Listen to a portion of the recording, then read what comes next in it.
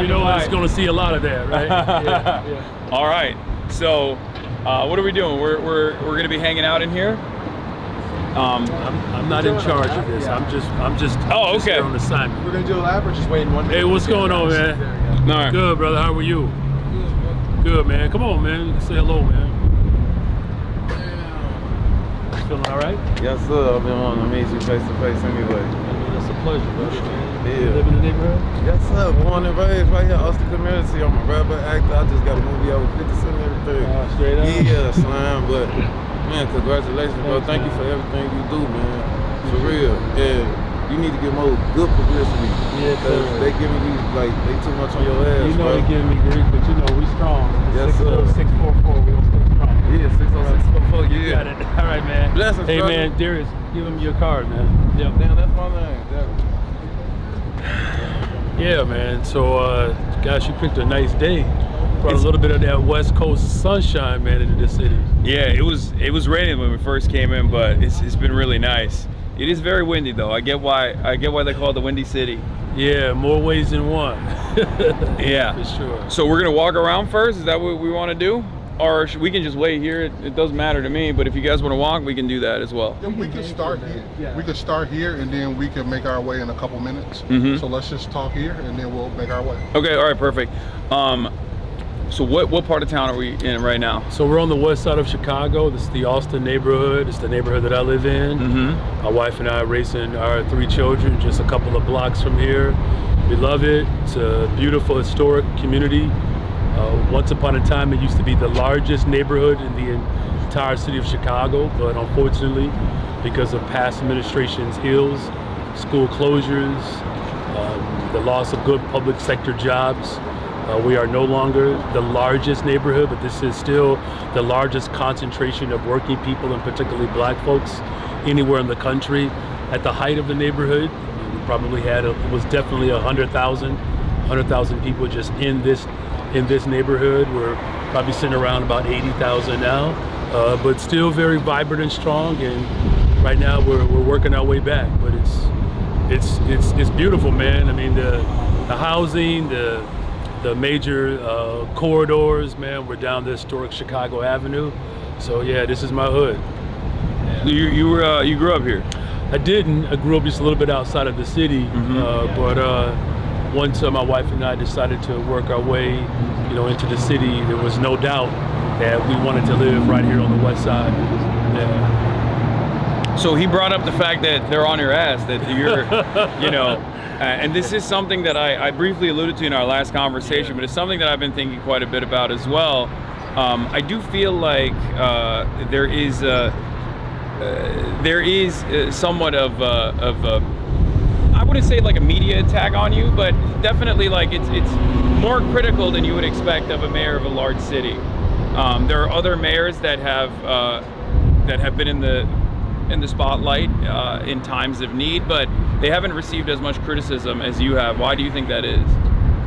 Well, I mean, I don't know if there's one specific reason. I know that the city of Chicago is the global capital of the world, and the interests of corporations have long had their foot on the neck of working people and poor people.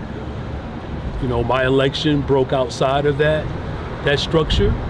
I know that there are corporate interests that want to dominate this city, and I believe that as I continue to put forth the vision that is transformative, of course it's going to be met with resistance. Yesterday we said our final farewell to Reverend Jackson. He was a true example of someone who understood his assignment in Chicago, right? It's why when Dr. King came to the North and they knew they needed a strategist and an organizer in the North, they put Reverend Jackson in charge, and it wasn't like this. The power structure embraced, all of his ideals, man. And so we're still faced with many of those corporate interests that do not see the value of working people. And as long as we're committed to ensuring that safe and affordable communities can become a reality, I think we should just anticipate the corporate order to to respond in the way in which they have, man. But I try not to, allow it to deter me. Clearly, as you heard the brother, people see it, right? And it has not stopped the support and the desire for us to build our communities in a way in which I think, our folks expect. Yeah. Actually, let's talk about the funeral proceedings that took place for Reverend Jackson. He's a very important figure for American politics, very important figure for someone like myself as well, someone who I've looked up to and helped me develop a better understanding of American politics in general. I believe, hey, what's good? I believe that at the funeral proceedings, there were 3 presidents that came out and spoke. Yeah. And it was very interesting seeing it from the outside, like the way that they utilized the pulpit in that moment. And I wanted to hear, well, aside from what you think of the performance of Kamala Harris saying, "I told you so," using that as an opportunity to say, "I told you so," which didn't land very well with at least the people that were watching from outside. And then I believe Joe Biden had some words as well. Do you feel like they were like real torchbearers for Jesse Jackson's legacy, especially considering that he himself had oftentimes been at odds with some of these people directly, including but not limited to even Obama at times as well? How did you feel about those speeches? Well, I mean, I think to some extent you heard each president admit that they had, disagreement with Reverend Jackson. President Clinton said that explicitly, in his speech. I think we're all clear that the so-called 3 strikes and you're out, policy was incredibly harmful and detrimental to working people, and particularly black folks in particular. Yeah. And, I think what they all at least shared was that they were a beneficiary, of his work, his legacy, right? I think that it's clear though, that we have not realized the full manifestation of what the Rainbow Coalition was all about. That's why I was very intentional about lifting up the fact that healthcare for all was a part of the platform of Reverend Jackson in '84. Yeah. He was calling for a single-payer healthcare system where you did not have, a system of winners and losers, right? Yeah. His stance around public education. I talked about the fact that it was Dr. King who understood the connection between labor rights and civil rights. He prophesied of the incredible potential that it had. So I think that as much as they possibly could, they wanted to take credit. They at least wanted to acknowledge they benefited. But I think it's important that we push the fact that we have still not fully accomplished what that platform was all about back in the 80s. Yeah, no, absolutely. All right, well, the Jam Boys are here, so. What's going on? What's up, man? How you doing, Mr. Baker? What's up? Welcome to my hood. What's up, man? How you doing, man? Coming through. What's good? What's good? What's going on? You going viral recently, man. They said I was walking, then they said the Jam. I was like, let me make sure we get some shoes, because I know I would not be able to out bling y'all. I knew that. I was like, I got my wedding band, I got Citizens, that's it. Now we rocking the red on the shoe. Yeah, that's good. But welcome to Chicago again.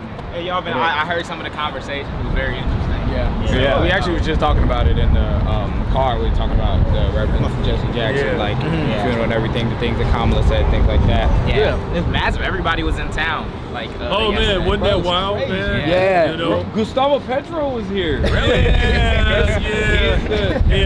Cut the tape. Yeah, it was good. So we had, I believe it was the president of the Congo. We had South Africa. We had Colombia.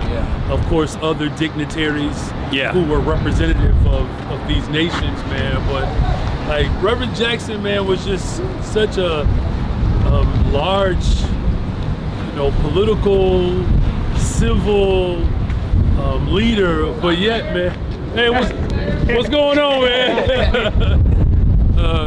But he was also, man, so connected to the ground, man, and it was really just beautiful to see, like, you know, from a child care provider to a president of another nation. It's like to hear people celebrate his life and his story, man. It was very humbling. I think it was dope to see how many people came out, you know, Yeah. showing the love and everything, like across the cities, like the sides of the city too, you know, like South Side came out, West Side came out, every side came out. So yeah, I think it was just dope to see all the love and support people have for him.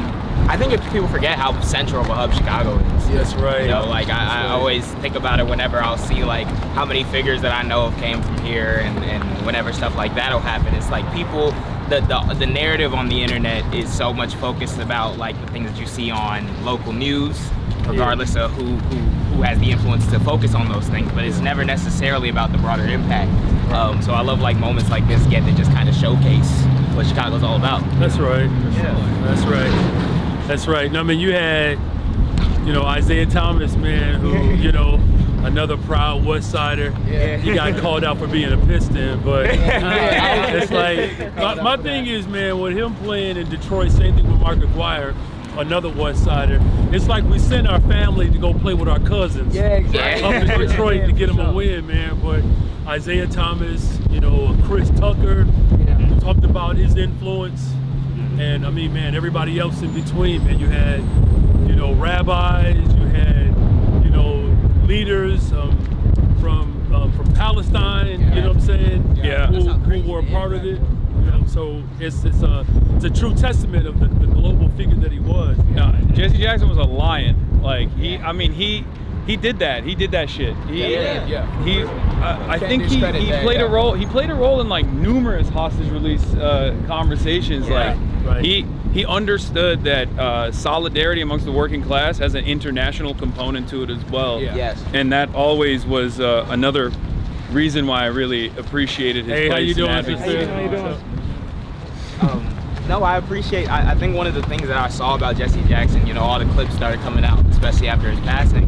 And one of the most important things that I seen was kind of like it kind of gave me inspiration for what like a future either left-wing political party or Democratic party can look like.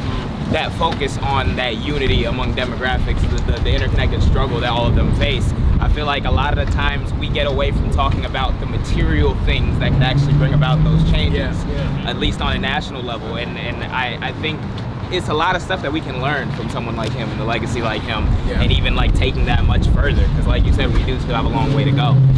Like I'm curious too, man. Especially because I got a birthday coming up. Oh yeah. And I'm tripping, man. So yeah, man. I mean, I guess, it's your invitation. It's a good way to just throw it out there. But hey, what's up? I'm the oldest person in my administration. I'm turning 50. Oh, so we have with the exception of me, we have a relatively young administration. But I'm real curious, man. Like, how do like 20-year-olds and 30-year-olds see and view a Reverend Jackson? I think, at least the way I like a Jesus. In a sense, because it's like, he's that guy. I think I was gonna say, same thing, kind of like in terms of like when you get older. Like when I got older, I started learning certain things about it. But like younger, like that was like that guy. Like, you know what I mean? Like my granny was talking about him, my mama was talking about him, everybody was talking about him. Oh, hey, how you doing? What's up? How you doing? Good. Thank you. How long you been doing business out here? No, you're welcome. How long? What do you? Oh, you got a whole big old. Oh God, I'm about to get I some. see here. Oh my Good. God, It's really nice to see you.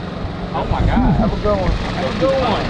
I'm sorry, you said. But it was just, you know, like growing up, you hear about them, and you don't really know much other than like what the effect of like my granny was talking about him, my mom was talking about him, the church was talking about him all the time. So it's like, you know, you kind of view him as like a legend or like a prominent figure for coming from Chicago, you know? You really like saw like, even with his death and the funeral, you saw the unity really happening after that. Like I'm really seeing like the internet blowing up over it. Yeah. It was crazy. Yeah, it was crazy. I don't know, I think... Did they really get food? It's always that one guy. Always that one. It's like, Mama, we would have been on time. Yeah, for sure. I mean, what do you think? Do you think when it comes to someone like Reverend Jesse Jackson, do you think it's and I want to hear from both of y'all, do you think it's a positive thing that the younger generation looks at him like that, or do you think we should kind of pick it apart a little bit more and go deeper? No, I think it's good because he's like people credit. So people credit Bernie Sanders in 2016 for like the rise of self-identifying socialism in the country, but I think like Jesse Jackson in the 80s was doing that, and it's something that Bernie Sanders also has always acknowledged as well. Jesse Jackson also endorsed Bernie too. Yeah. So like there have been, I would say that we've had periods in American politics where we had a much more radical approach. Yes. And much more militancy, labor militancy, different groups that were engaging in direct action in ways that were really impactful. But Jesse Jackson basically continued that legacy and continued carrying the torch of what the Black Panther Party was doing, the Rainbow Coalition. And I think he was an exceptionally important figure in American politics, and that's part of the reason why they engaged in a lot of whitewashing of his legacy. Because it's frustrating. You see that with MLK, and then the worst version of that is just like a lack of recognition at all for Malcolm X. But it's obvious to me that with Jesse Jackson, I feel like they're hitting the MLK whitewashing on his legacy as well, to just say like, oh, he's. He wanted to unite everybody. It turns into just like with MLK, it turns into like I had a dream. You know how like racist people love using that to be like, oh yeah, MLK wanted no anti-white racism. That's what his that's the only takeaway you should get from MLK's legacy. They kind of do that with Jesse Jackson a little bit too. Yeah, I'm gonna pick it apart a little bit more. Maybe that's the social studies teacher in me. I hear that. I do believe that there is a strong value for Reverend Jackson. I will say that a prophet is not always well received or received at all in their own home. I had a chance to hang out with Reverend outside of the city of Chicago. The response is different, and I think it's not that we did not appreciate Reverend Jackson. It's just that we may have taken him for granted at times. Because he was just so ever present. You think it was a sign of like kind of the fact of where we were in like American politics at the time and then where we are now?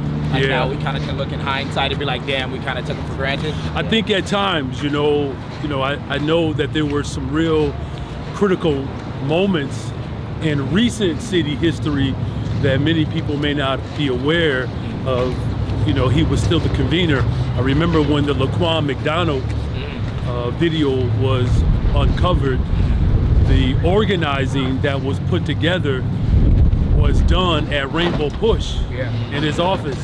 And at that time, the young folks were the millennials and had a much different vernacular than the Reverend Jackson era, right? And so I was the Gen X who had to stand in the middle between millennials who, quite frankly, drop more F-bombs than keep hope alive.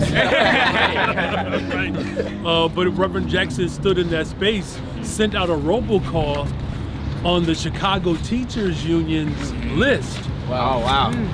Like on Thanksgiving. Wow, I didn't know that. Like real controversial, right? And, at a time in which the tension between community and policing had begun to escalate anyhow. Right, so you saw labor, you saw faith, you saw other community organizations come together at Rainbow Push, and Reverend was a central figure in all of that. But I will say that there were some younger organizers who did not necessarily see the Jackson generation as a part of modern day resistance. And so they got an education because they saw his influence and his impact in that moment, but I will say as a whole though, I think that life after for Reverend Jackson will be kinder than the life that he lived. And that's just, unfortunately, the nature of the beast, we call America or capitalism. I think it's super important to like point out, at least from my perspective, like growing up, hearing about Jesse, like I feel like I always it is one of those things where, yeah, you do take for granted just because of how like present and how much I've seen him, especially like being here. But it's the constant work of making sure the legacy that is preserved is the ones that really take up those principles. Like when we talk about MLK and the whitewashing of that, it's like you never want to see a situation where, well, I mean, we talk about how much Chicago is like has remnants of segregation and stuff like that, and to see a political force and political movement that can start on the basis of unifying every demographic, like in this city in particular, that's very powerful. That like directly shows an antidote to like fascism, to apartheid policies, to stuff like that. And that's why I feel like it's so important to remember that now. Like the stuff that we pull from Jesse Jackson, because it feels like at least that wasn't the focus broadly, like on a national level. Now it seems like we're kind of getting back to that. That's Everyone's right. now aware of the moment we're in. Yeah. And I think that makes it that much more impactful. And figures like that are people who we really do have to highlight, because it kind of gives us a pathway, I feel like. Yep. I will say this, as far as like my audience is very white, right? I have I have an international audience as well. The international perspective is obviously like focused on his advocacy on that front. And there's a lot of respect for him there too, because like people love when an American will come out and be like, oh no, I understand what's going on here. Like this is messed up. We gotta. I mean, he hung out with Fidel Castro. Like those are very important moments in American history. But then, as far as white people goes, in my community, even like there was a lot of people who were like, I am so deeply ashamed that I learned about him in a very negative way in my household, because like the media coverage in mainstream, on the mainstream side of things, the media coverage on Jesse Jackson was not good at all. Like, it was very, they attacked him. They would often bracket him in the same way as Al Sharpton, from back when Al Sharpton was more radical, let's say. So it's been a wake-up call for a lot of people, I think, especially now when like broader subsects of society are starting to recognize that there is like an implicit bias in mainstream news. Yes. It's not always bad, right? But there are certain blind spots, let's say, racial blind spots certainly, but then also blind spots in general for any kind of advocacy that they consider to be anti-capitalist or radical. And people are now, I think, becoming more aware of that and reconsidering their prior biases about certain things, about the way that they've learned about certain things. I want to ask Mayor Johnson, like, do you think, in the same vein of that, what do you see as the position of, I guess, revolutionary / like radical politics, I guess, considered in America? Like, what's that role today? Because we've seen throughout history, like you said, the media frame, or how there will be crackdowns on people for simply believing like people should have freedom of expression, freedom to explore whatever ideology suits them. What do you see, like, are you looking to have more of an embrace of people who might be more out there, might be more, I guess, radical considered? Because I feel like those are the people who've always been doing the work. You know, those are people who've always been in the ground throughout history, and there's a kind of push to try to keep those people out when we're talking power. Yeah, it's a great question. So I think that they're, going back a little bit to what you said, or your analysis about the current political climate that we're in, that like this is a ripe moment for like a Reverend Jesse Jackson, right? And like this is the moment that like he lived and fought for, right? To have intergenerational movement of critical thinkers that are willing to challenge the status quo, right? And so I'm struck a little bit by just the timing of his death. Like, I'm not one to question God, and I'm like, yo, so what you up to for real, right? Because it really, you could sense and feel this resurgence of resistance, but you also can feel the life of like a Reconstruction era. And so I think, getting to your question, there's a level and a degree of I think impatience that is even less tolerable now than what we believe our ancestors were willing to tolerate, right? But what I'm seeing though is that the desire to push the ground and organize versus let me organize and get my name on the ballot at the same time. Yeah. This is where I believe that there's a little bit of it's a little disjointed for me, right? Because as much as, and this is, people don't always agree with me on this, as much as we recognize and understand the power of the position, our ancestors understood that, but they understood their power from their position, not from the position that they were trying to push. They believed that their power was capable of pushing the power structure to submit and bend to the will of the people.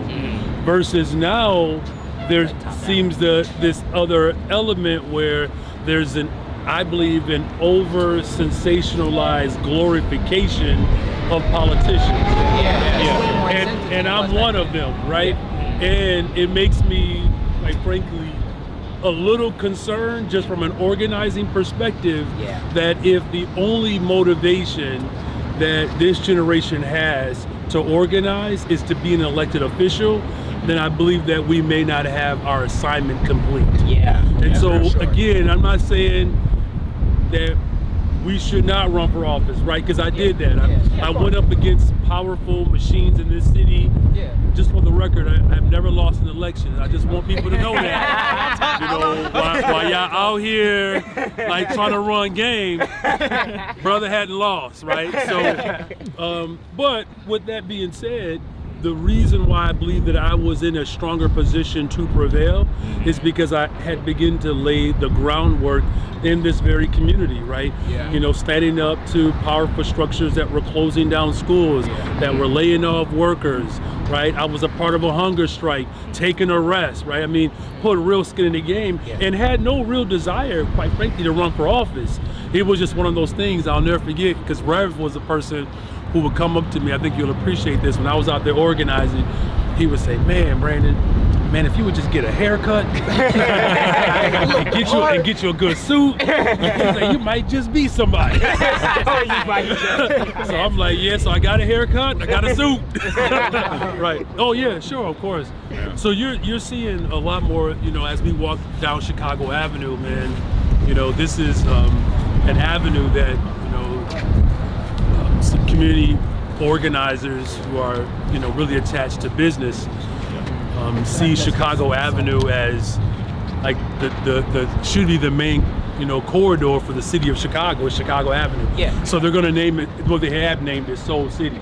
Oh yeah, that's nice. We got some housing development. This is good. We got more small businesses that are coming through, and then these pop-up shops like this. Oh yeah, I love these like green areas. Oh, is that? I love like green spaces like this. We will talk about it so much, like even when it comes to a community aspect and like a safety thing.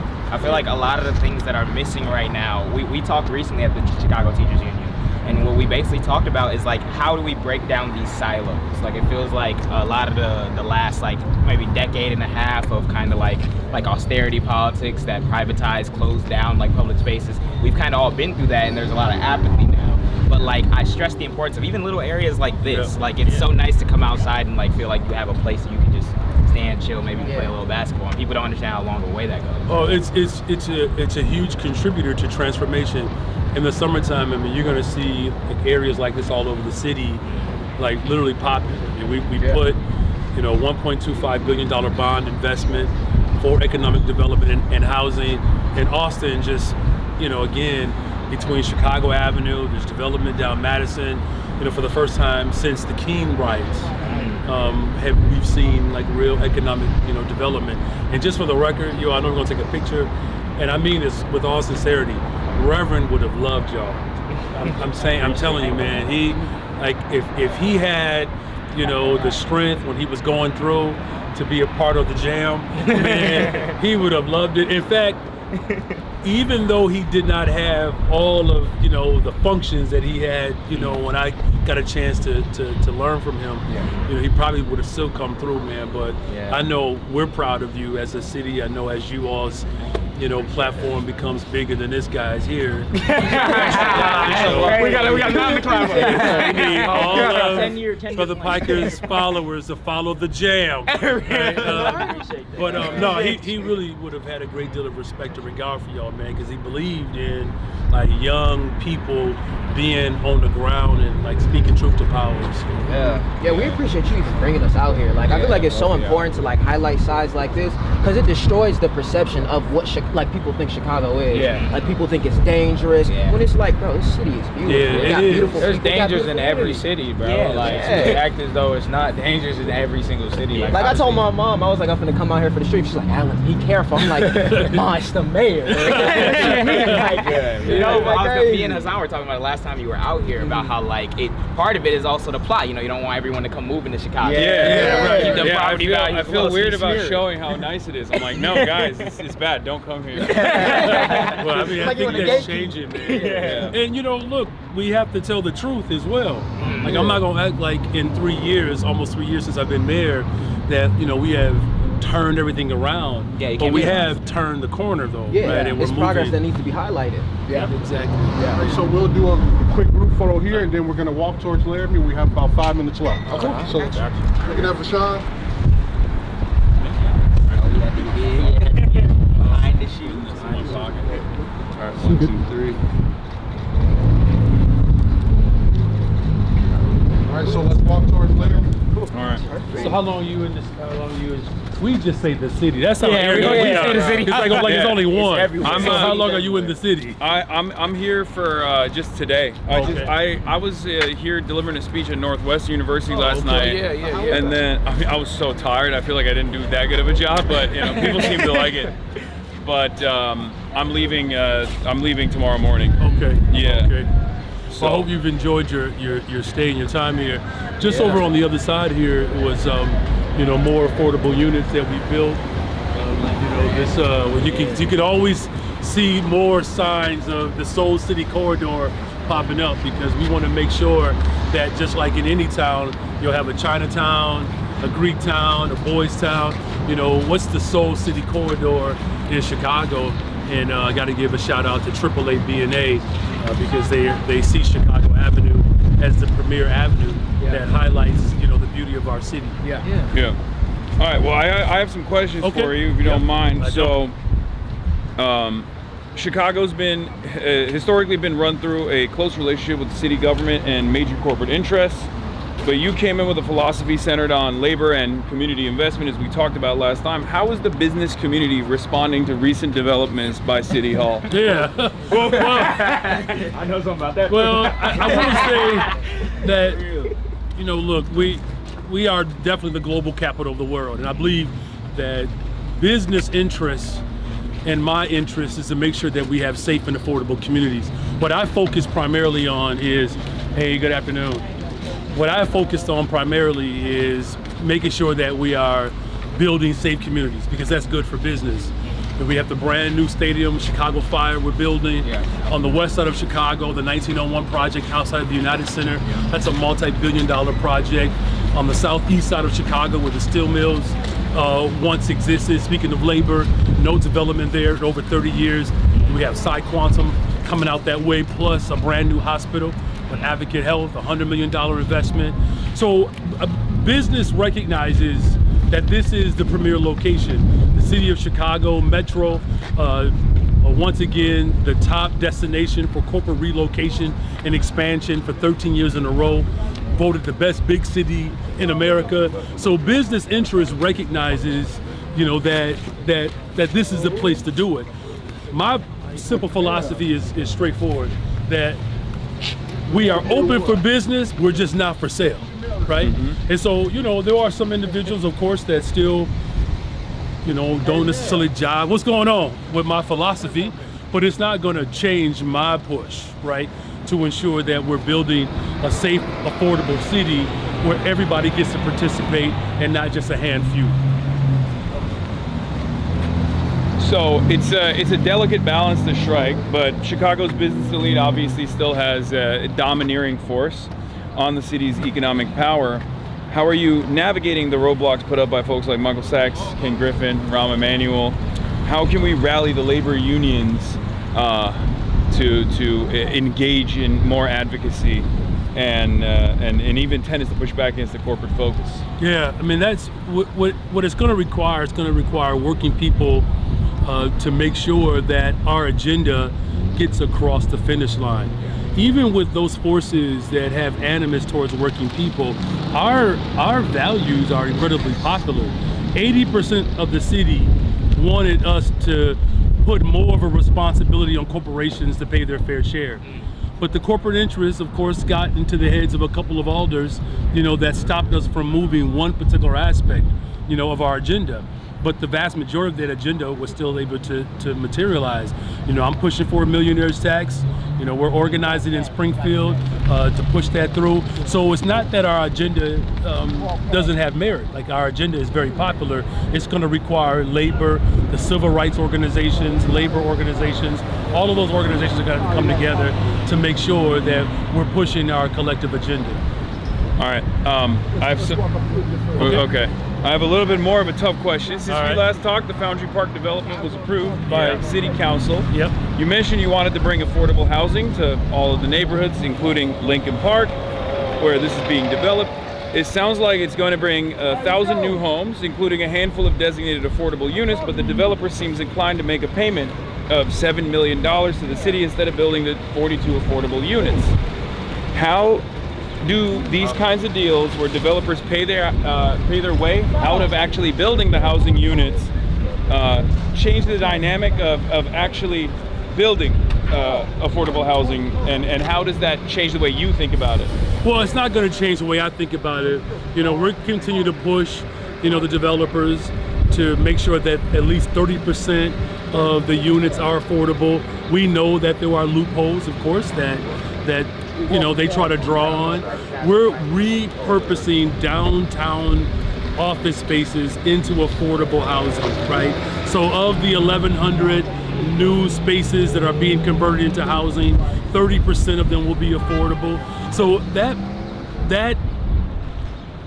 drive is going to continue. We do know that there will be some that will try to push their way through that responsibility, but I'm on pace now to build 10,000 affordable units by the end of my first term, and we're going to keep pressing. How do you feel like the affordable housing development reinvigorates the economy? If you had a message for some that would say, oh, this is going to bring poorer people, like mixed income people into this neighborhood, change the dynamic of the neighborhood, because that's like one of the common points of criticism against affordable housing development. How would you go about identifying those issues and explain to people that it's not an issue at all? Well, I think the first thing is to highlight that many of the new development, these developers have committed to building, and to creating affordable units as a result of these investments. But also, I just want to lift up the fact that whether it's through our missing middle, where we have owner-occupied housing, right, where people are living on one level and renting the other levels, to make sure that we're building long-term sustainable generational wealth. The message is that it benefits all of us. To ensure that our economy remains diverse, you have to have working class people in here who are going to send their kids to the public schools, who are going to rely upon the public transportation system, who are going to shop at the local businesses. It works for everyone. Yeah. So last month you signed an executive order calling on police to investigate federal agents accused of misconduct after ICE wreaked havoc on Chicago. How has the ICE situation evolved after the last few weeks, and has there been any accountability for the damage ICE has done so far? Well, I mean, there certainly has to be accountability. That's why I signed the executive order in the first place. Yeah. Because as you know, we're living in unprecedented times, and we do not have a clear pathway, from the federal government to ensure that there's accountability. Right now, people have the ability to push for accountability. That's what the executive order was designed to do. I mean, look, here's the bottom line. We know that the Trump administration has been incredibly reckless. The damage and the havoc that they've caused in cities across America. The city of Chicago has led the way with our executive orders. In fact, I believe about 30 million people are currently living under our executive orders. right now around the country, but the evidence that is collected in cases where brutality took place, we want to make sure that gets to the state's attorney so that the state's attorney can decide if they want to pursue as well as prosecute. Last question. All right, last question. This one's gonna be about Zoran. It's a double question. All right. Last time we were together, we didn't really get to talk too much about Zoran. Have you been in contact, and is it feasible to share notes between Chicago and Memdanistan, given the differences in the cities and the respective political spheres? Yeah, well, we had a text exchange a couple of weeks ago. Right now, we are in the process of we're forming sort of a mayor's coalition, much like district and state's attorneys have formed to fight back against federal overreach. He expressed a desire and commitment to work with the city of Chicago, Boston. We have Seattle on board. We have Oakland, Mayor Lee, Mayor Bass, and Los Angeles as well. So, now that, the services for Reverend Jackson have passed, we're going to begin to have some more meetings around what type of ideas, to your point about sharing notes, that's working in Chicago and other cities like New York, that we can share those ideas, and then we can actually move them simultaneously versus in silo. Yeah. Okay, and then the last one was there's a concept like sister cities. I don't know how much the mayor gets to have a say in that process. Does Chicago have a sister city? Have you thought about like expanding Chicago's international reach as the global capital? Yeah. And maybe highlight a community elsewhere, whether it be in the past. Something the governor of Minnesota, Jesse Ventura, did was opening up like trade routes with Cuba against the blockade. Has this come to your attention at all? Is this something you're interested in doing? Well, we have a long history of sister cities. I'm definitely working to expand them, including sister cities on the continent of Africa. Look, we have to grow our collective response to one another. I was sharing a couple of days ago at Reverend Jackson's service as we commemorate the Bloody Sunday, right? And that bridge was a symbol of the cross, and it connected our collective suffering. Right now, I believe that bridge today can be described as borders, where borders essentially people are determining whether or not someone's humanity and dignity should be realized based upon what side of the border they live on. And we want to break that down. And so as we, lean on Reverend Jackson's example of crossing the bridge in spite of the hatred that was on the other side of it, we have to be able to cross these borders and challenge the hatred of all forms of hate. So we're looking at definitely expanding sister cities and, making sure that the city of Chicago remains as a main footprint as the global capital of the world. All right, right on. Thank you so much. Thank you as well. Man, appreciate you understanding the uniform. Appreciate it. Up and down. We just got one more step to make. Next time we're in the city, we got shoes. You got shoe game. And again, man, I want to thank you, man, for making room for all these brothers here. So, thank you guys for having us as well. Like we continue to watch, and we're excited to see how this project gets built out when it's connecting us globally and kind of standing again. It's really weird. Like we find ourselves at this point in time where, as fashion is on the rise, like you don't have many people who are able to build coalition like this. So taking the platform, taking everything, making stuff like this happen is the most important thing. Yeah. So we're gonna keep that working. Keep watching. All right, what's up? Chicago, baby. Is there any way that you can stop the Chicago Bears from going to Hammond? That's a major question. So this is what I love, man, about our movement. It's like we want to make sure there's health care for all and Bears games on the lakefront. And everything else in between. Listen, I have not given up on that yet, man. There's still no better place in the country, in the state of Illinois, for the Bears to play than the lakefront. In fact, that entire footprint, that's the #1 tourist destination anywhere in the state of Illinois, man. So I have not given up on that. We're gonna keep fighting, man, because you got to keep the Bears in Chicago. If they know what's good for them, they'll stay right That's here. Right. We got Right the on, infrastructure, everything. Appreciate you, man. Appreciate you. Yep, right on, man. Listen, man, one day, man, I'm gonna give me a leather jacket too. Yes, sir. You said, when's your birthday? March 27th. Y'all make sure. Make sure they get it. All right. Okay. That's cool. Cool. All right. Good seeing you, man. Yep. Safe travels. Thank you. Yes, sir. Hey, thanks for coming by the Chicago, man. Good seeing you, bro. My boy. Seeing you. We gotta come out to Cali soon. Yeah, I know. Bro. Oh my God. Let's make it happen. Yeah, absolutely. We're seeing the traveling, so as soon as we get up, we gonna go out there. And keep your head too, bro. We be seeing it. Like, they be on your head, bro. I'm like, give him a break. I'm like, every week I see his name is something. You know what it is though? It's because a lot of people feel the heat. Yeah, That's what it is. starting to heat up, man. Because like, I talk to people all the time. I talk to people out when I go to protests and whatnot, and they're all like, they're rudderless, but they're angry, you know, and they're looking for an alternative. Yeah. And I think many of them are coming to that conclusion on their own that like the politics that I represent, politics not dissimilar to Reverend Jesse Jackson, that is actually what has been lost in the discourse. But now that now the contradictions are worsening and people are coming to like seek out alternatives on their own, like they find themselves listening to people like myself more and more. So those in positions of power, obviously on the Republican side, they're fucking haters, right? Like they're reactionary, they're awful, they're monsters, they're racist. But even on the Democratic Party side, I see so many people losing their grip of power and reacting with this frustration because they don't want to let go. They don't want to let go of their seat of power. They don't want to.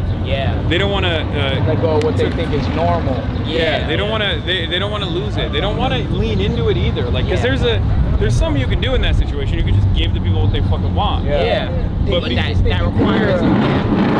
Well, Yeah.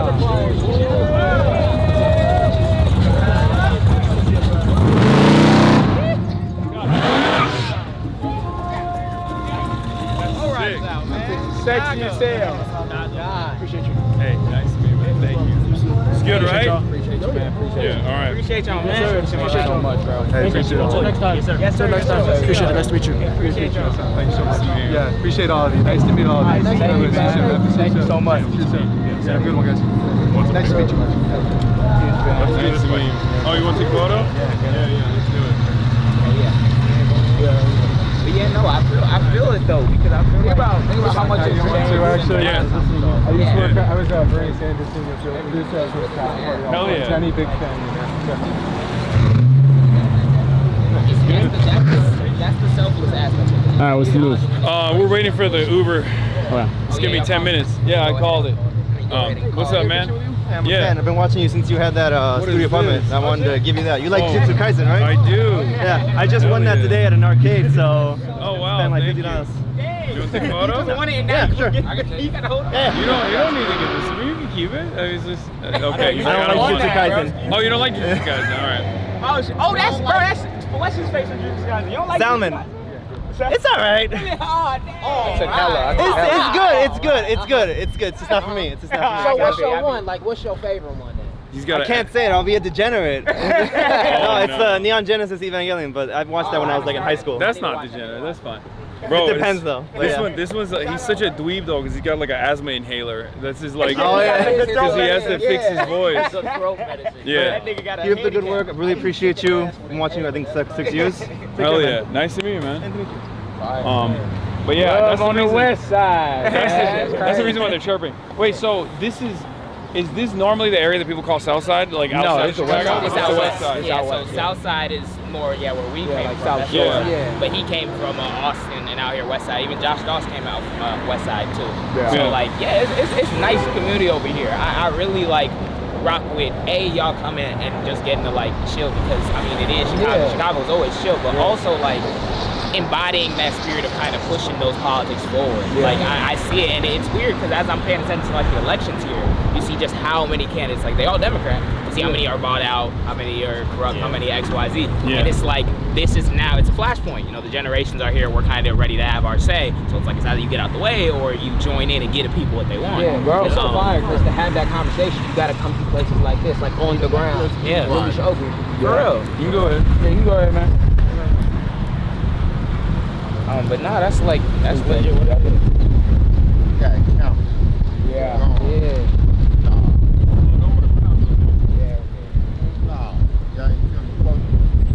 Yeah. He said he wanted to say something. That's why. He did. Yeah, he wanted to say something. Brandon Johnson.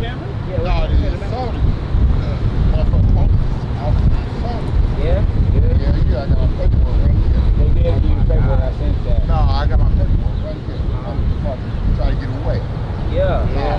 that's how much. Please, because I hear so much. Yeah, I hear so many news stories like all the times about how much like CPD got to shovel out for settlements when it comes to that harassment and assaulting people. I don't want to point the camera at strangers chat. That's why I'm not. Shit, they almost hit us with their car. Yeah. Okay. We're about to get picked up. Where you off to after this? Just back to the hotel to keep covering the news. Oh yeah. It's a lot of all the stuff. There's a lot of stuff going on. Oh, so you still be live when you go back? Yeah. Damn, I'm about to like find a way to start live streaming, man. There's so much news, so especially much coming shit. out. He does it already.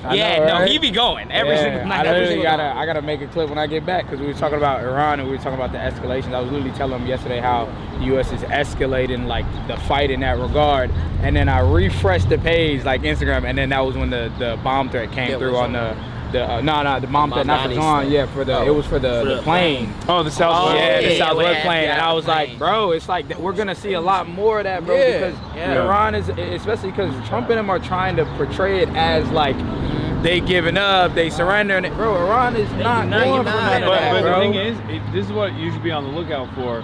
So like, what will probably happen is now the FBI is not collaborating, apparently, according to some sources, with the local law enforcement on like terror threats, like pushing for terror threats. Because I do feel like there is not a lot of appetite for this right now. Yeah. Because most people are like, "Well, the fuck are we going to war? We're Yeah, going to war for yeah, Israel." exactly. Especially all the shit that's happening now. Yeah, and it's like, and obviously the MAGA base is like 85% on board because they're fucking cattle, but Cold. yeah. Same niggas that was like, no new wars. Yeah. They very quickly, right before Iran was bombed, they were polling them, and they were at like 30%.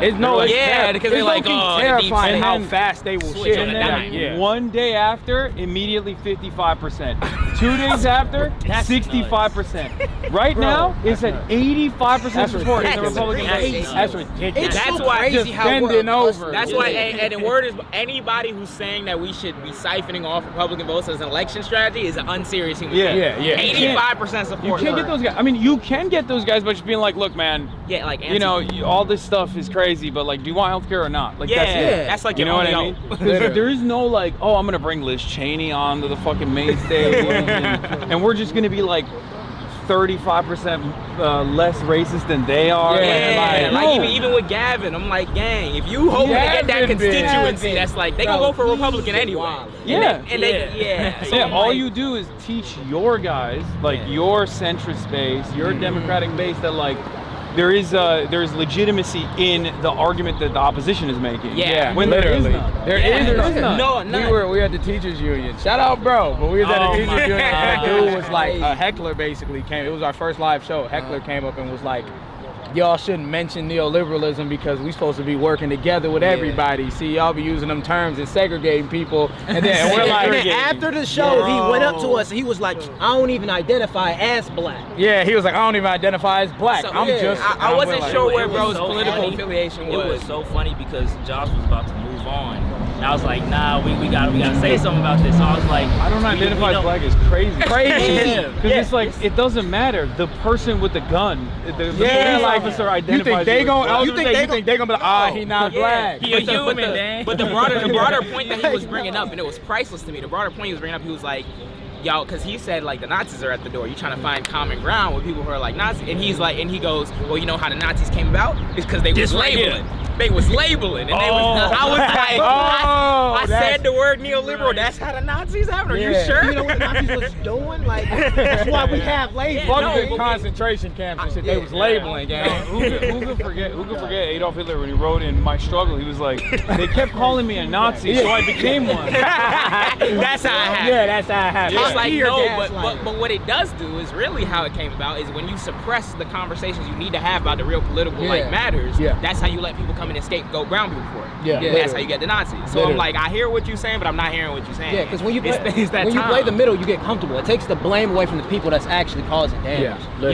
When you play middle with the people who was no war 1 second ago, now they 85% war. That's just the right. That's not the crazy. That's just the right. I'm not saying like don't talk to those guys. Of course. I think there's people that do a really good job of like communicating with those guys.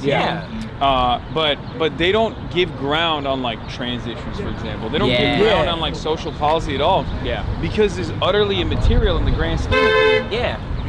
You're never gonna win that argument anyway. If a guy has like made up their mind that they're gonna be racist or homophobic or transphobic, you're never gonna like win them over by being like, okay, we're gonna be more reasonable in our transphobia. More reasonable in our homophobia. Just distract them. Yeah. What did he say? What did Gavin say? You talking about? Yeah, he was like, what? No, I'm trying to think of his exact words. What was He said we need to be culturally normal. He was like, we gotta stop the pronouns. He criticized himself for being far out ahead on gay marriage. Yeah, what do you mean you're too early on gay marriage? That's a fundamental. No,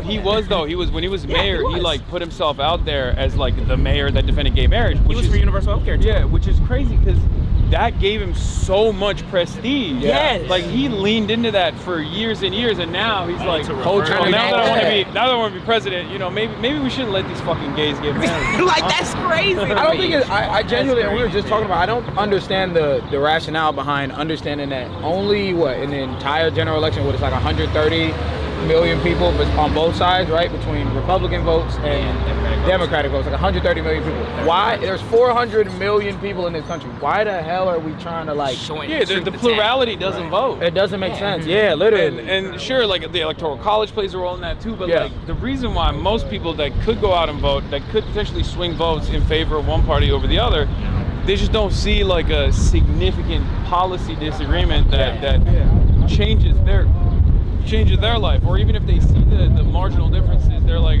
this is not, like they're not gonna push for it. Yeah, my life's gonna suck anyway. Yeah. And when you see the uniparty principle on things like Israel, on things like endless war, endless militarism, no free healthcare,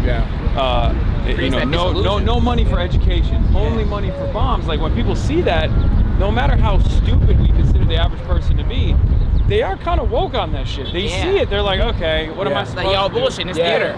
Literally, it's theater. I gotta go to work. I gotta go to work every morning. It doesn't matter. It doesn't, like, this is not gonna change my life. I'm not going out to vote. And people get real mad about that. They're like, how dare you? You're engaging in how people was mad at you. I'm not voting for Gavin. You're doing voter apathy. I'm like, no, I'm trying to fucking light a fire under the asses of people, because I understand where that voter apathy comes from. I'm gonna say, I'll tell you, that's the number one driver of voter apathy, is that they take a while to get out here for sure. Traffic. This is a minute. Y'all got a minute, we got 12. Damn. That's that traffic. I'm about to go right in this beverage. I'm about to go to that food truck. I'm that Baskin Robbins. About to light this blunt. You said Baskin Robbins. Gotta go get some ice cream, boy. I haven't been in Baskin in a minute. Hey, hope you enjoyed it though. Chicago, you gotta come out here in Cheyenne, man. Cheyenne, man. Come in the summer. It's so dope. See the water. Yeah, this is our first warm week in like a couple months. So when it get hot, 65. When it get hot, it get crazy out here. And it's gonna drop right back down to 42. Cause I swear we had one hot day and then it started snowing. Shit don't make no sense. Midwest. It was dope though. We appreciate the invite as well from all of y'all. We appreciate y'all coming through. I love that the mayor fucks with you guys heavy. Bro, it is so crazy. It's so much love. He doesn't fuck with me. He's like, oh, the Jam Boy's gonna be there? He judged your shoes and shit. I'm like, damn, he's on your ass. He a real Chicago nigga for sure. Like, for real, That's funny as hell. But it's really unique getting the opportunity to kind of like, be a part of the conversation. Hope try to inspire some people. And the fact that him and Edmund rock with us, I'm like, all right, bro, that's a year right there. That's cool. And then they also rock with you enough to even have you here. Have you here? Yeah, of course. Let's go. My car's over there. Oh, okay. Yeah. Parked in there.